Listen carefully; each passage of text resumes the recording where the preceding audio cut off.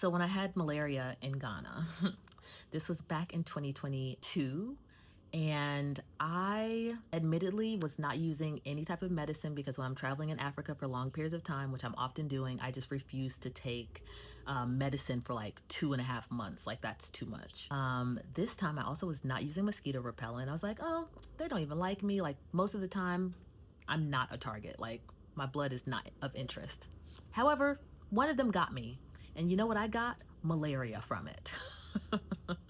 And I didn't know the symptoms that well, but it started off like, I think I started having like hot flashes.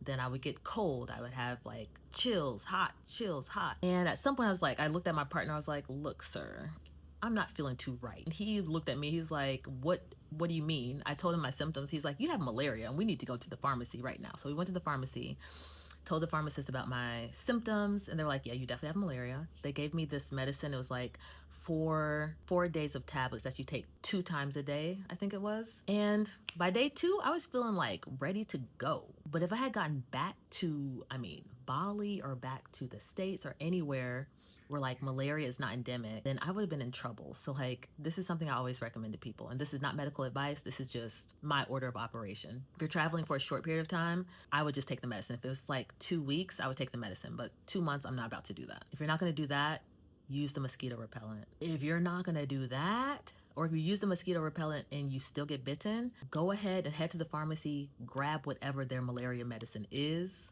just in case you get it. Like, you start having symptoms later. So like, that's what I do now. And like, there's different strains, and so each place has their own medicine and things like that. But listen, if I'm in a place and I'm like, ah, snap, I think one got me, I will go to the pharmacy and carry that medicine with me. That way, if I'm like in Europe or in the next place frolicking and they don't even have malaria there, I have my own medicine with me. Now, this is not medical advice. Take it with a grain of salt. Do what you will with it. But that's how I move now. I've had it.